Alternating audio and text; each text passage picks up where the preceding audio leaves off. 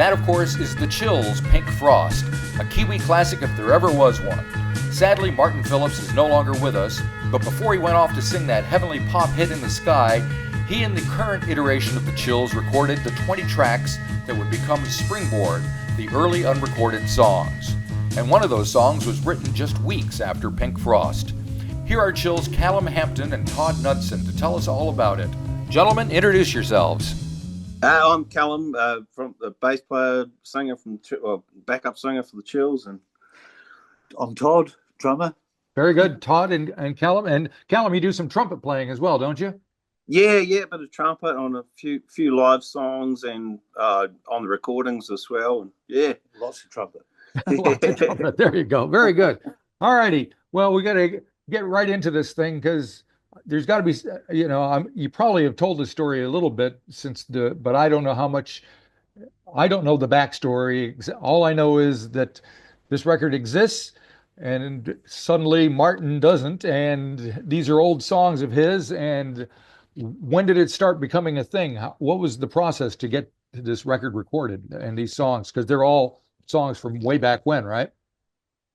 Yeah, most of them are old ones from back in the 80s that he never got around to sort of recording. And I think at that point he was punching out songs all the time. And he probably had 2 or 3 albums worth of extra material. And yeah.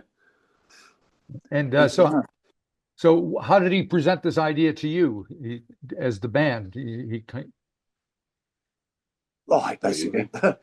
I basically said, I want to do this. I want to get these songs properly recorded. I want them realised.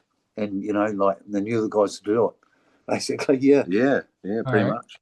And did he have like old demos from, the 1980s for you guys to listen to, or how did it get started? Yeah, he had some live pub recordings and some real rough kind of, stuff. But stuff with like Casio beats with the guitar and that.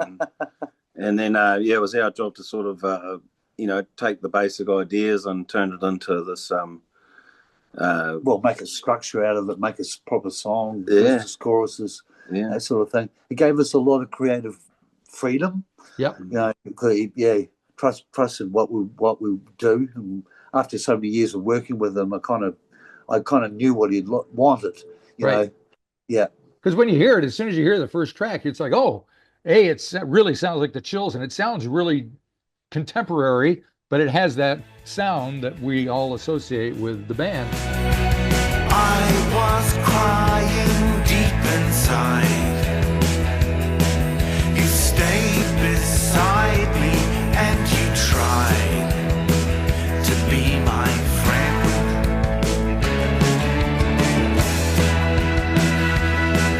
But I swore on no I'll depend. That was so absurd I couldn't bend. Yeah, I think our producer Tom Healy, who deserves a lot of credit. That guy worked really hard. Gold medal. Yeah, he does. He's a bit of a wizard, old Tom. And I don't know if he knew what he was getting himself into. So much right. work. Yeah, because none of it was tracked together. Right. It was basically the drums and bass were tracked together.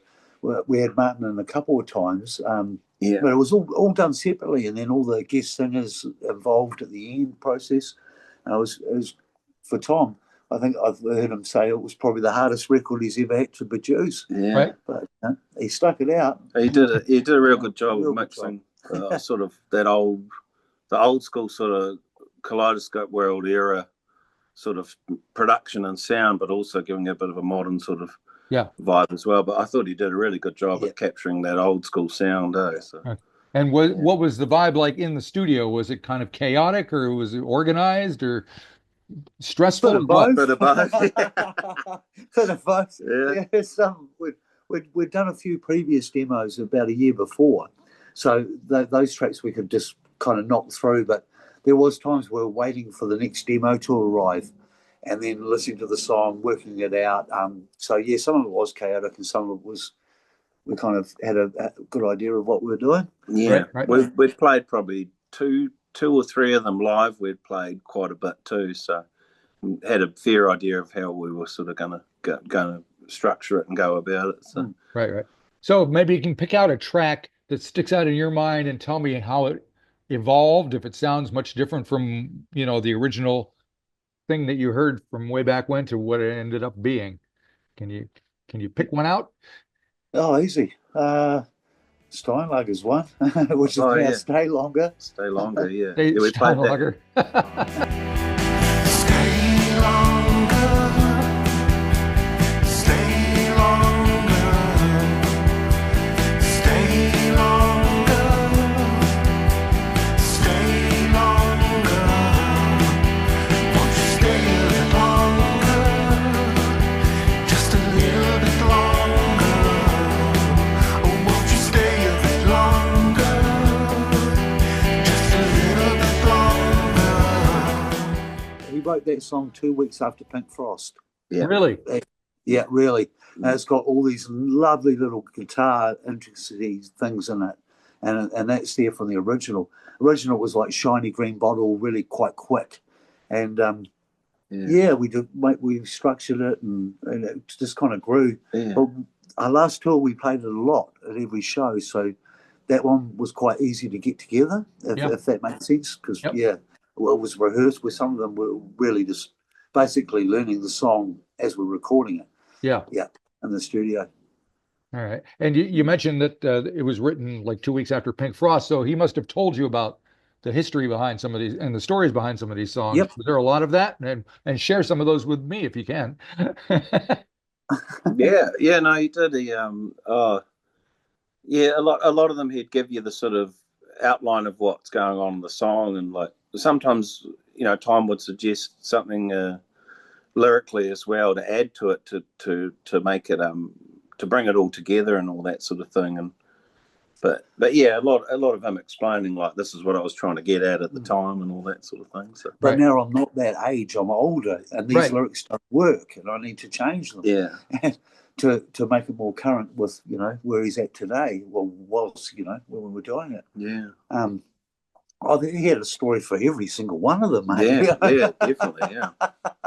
There was something going on. Something I don't want to tell you. Come on now. Sort of silhouette. Yeah. Oh, He spent the Gutteridge and one of his girlfriends in the back of his Rover, and she's cuddling up to him, and he's driving along, and he's not happy about it. Yeah. And he's looking in the rearview mirror, saw your silhouette, leaning on your shoulder. Getting annoyed about it. And they start telling him, you're driving too slow. Yeah. So I don't drive too slow. He rams it to gear, and it goes from 3/4 to 4/4, and it's like coming out of a gully. Yeah. And you guys are pissing me off, and Was the lyric? He said, I don't drive too slow. I don't. Yeah, and he puts his foot down. So lots of stories there, buddy. Yeah.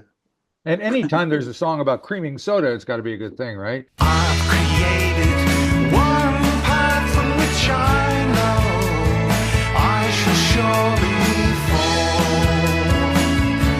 I'm so tired and cold, so sick of it all. But if my dream splits asunder, don't cry or grin, don't grieve for the state. I've got the original can. It is called Juicy Creaming Soda. Really? It was actually called that. Yeah. It must have been good. I don't think he touched that too much, eh? I really don't think he did. That one was pretty much what it was. Yeah. Because Martin was somebody he would change structures, lyrics, chords, everything at the last minute. Right. Yeah. Keep you on your toes. Yeah. Yeah. And you mentioned some guests kind of sit in on some of these tracks. I know Holly Fulbrook is in on Steel Skies. Who else is in there, and what did they do? There's Neil Finn singing. He actually came up with the bridge for Stay Longer, because we didn't have a bridge part for it, and he did this sort of quick, sort of almost like a Tom Petty style bridge where you get in and you get out real quick. And right. Julia Deans does some lovely vocals on it as well, and Diane Swan as well. Oh, this whole it's quite cool looking at the credits and the album sleeve and figuring out who's actually singing what, and because there's some lovely layers that Tom put together. Yeah, it must have been a mission for him. Must have been. Yeah. I think Greg Haver is all over the credits as well. What did he end up doing? Because he did. He's a percussion. Yeah. I think they kept pretty much everything. But, Yeah. He's a whiz though on the percussion stuff. He's catch the nets and stuff. No, his percussion. Tom pretty much kept all of his stuff. Hey. Yeah. It adds another whole element to it. Greg produced Snowbound, and he's got a very big background in drums. Like, he gives drummers, he knows what he really wants, and he makes them work for it. And good on him. You know, and he's added some really tasteful stuff on the top of that. And I think he was just really stoked to be asked to do it. And he came in and he gave all his time for free, and he plays on every single track, I think. Yeah. So it sounds like it was a real labor of love for everybody concerned. Would that be a good way to put this thing? Yeah, totally. Yeah, we really wanted to do the best job we could for him. And yeah, definitely. Lion Tame is actually a really good one that Greg did a lot of work on percussion. Yeah.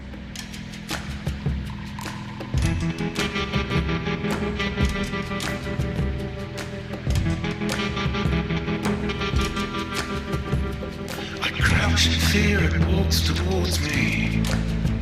If I try to hide, it turns and claws me. It scares away or stalks my friends. It's killed before it could again.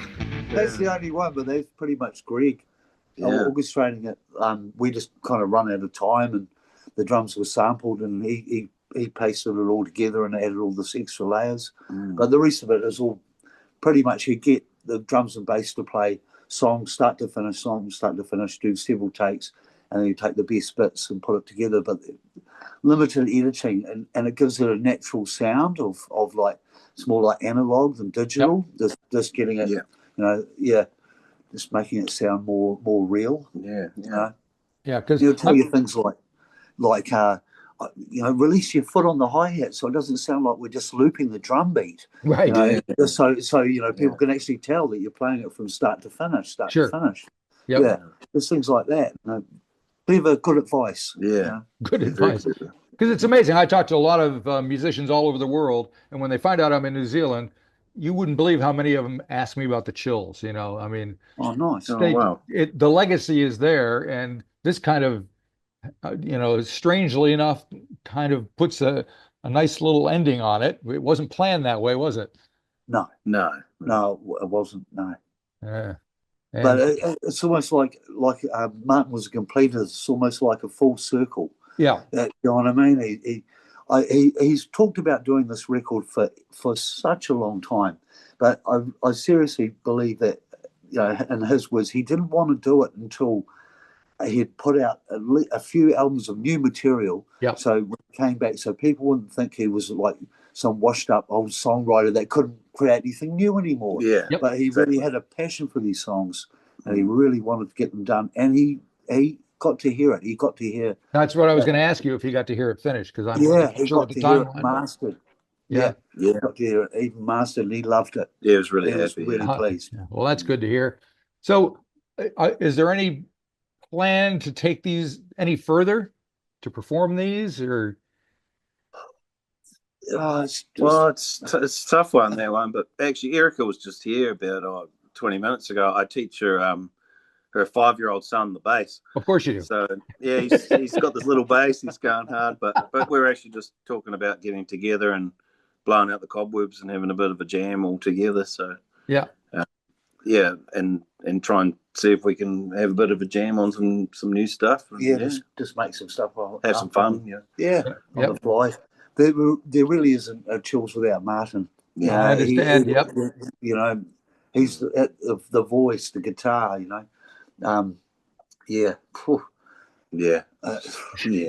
Tough one. It's a tough one. Yeah.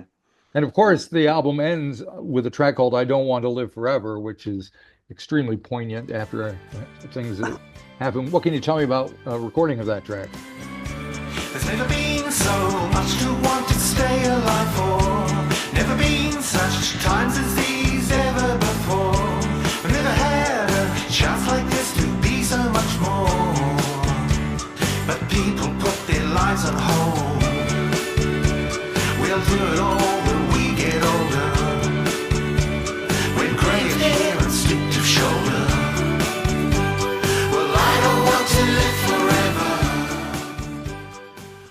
That one actually came together really good with it did. Because we'd track our bass and drums together 99% of the time.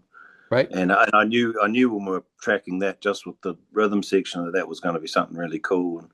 And he didn't change much from the original demo of that as well. So great song. He went somewhere he went on a holiday in the 90s somewhere and with a wee recorder and and made a demo of that. Yeah. Yeah. And we just worked off the demo. The demo's really cool. It's got like Casio beats and everything. It sounds great. Were these demos on cassettes or they were files or what shape were they in? You'd have them on little dictaphone things. You'd have them on all different formats, and then someone would have to sort it all out.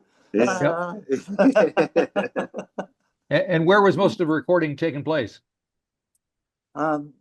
Basically, was at Chick's Hotel at Port Chalmers Studios. Right.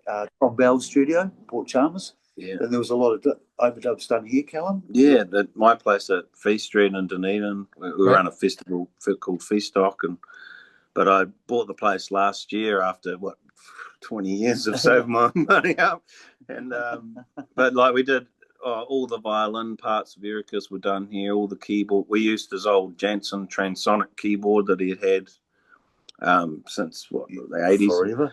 And so Ollie was playing on that, and I'd do some horn parts and guitar parts and things like that. And Tom would put some 12-string guitar parts on. So a lot of that was done here at my place, and we basically just decked out the whole house with amps and studio sort of equipment everywhere. And it was quite a fun time actually. It was.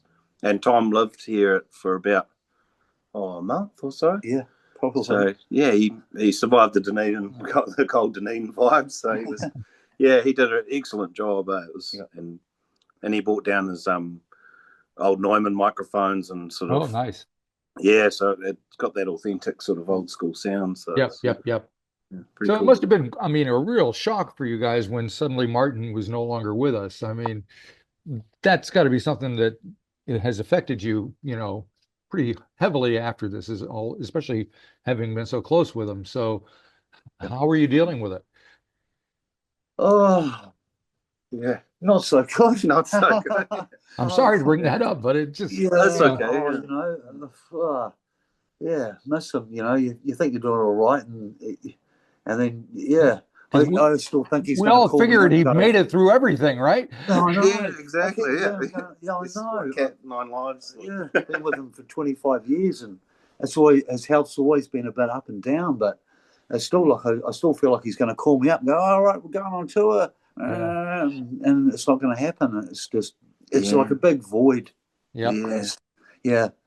It still feels like he's still here, but it still feels like he's close. Yeah, he's still around. It's very hard to put into words. Sometimes the lights go on and off and stuff like that. Still, so it's into the paranormal. Right. Oh, man. Fuck with that, it would be him. Yeah, definitely. Well, hopefully everything will work here.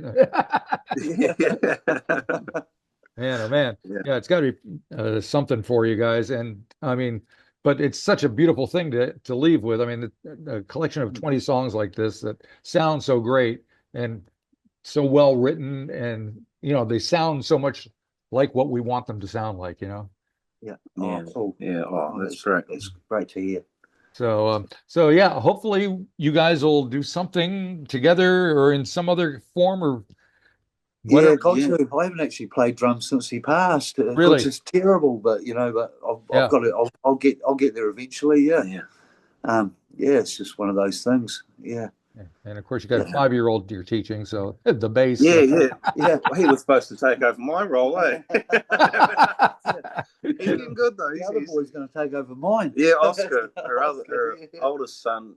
Drums. The younger one's 5, and he's a bass player, and the older one, Oscar's, he'd be about 7 or 8 now. He's the drummer, so. Right. Yeah. All right. Sounds like the legacy continues. If you enjoyed this episode of the 13th Floor's Music Talk series, please be sure to subscribe to the website or to the YouTube channel. Follow us on Facebook or Instagram and wherever you find your podcasts. There's a whole lot more to discover.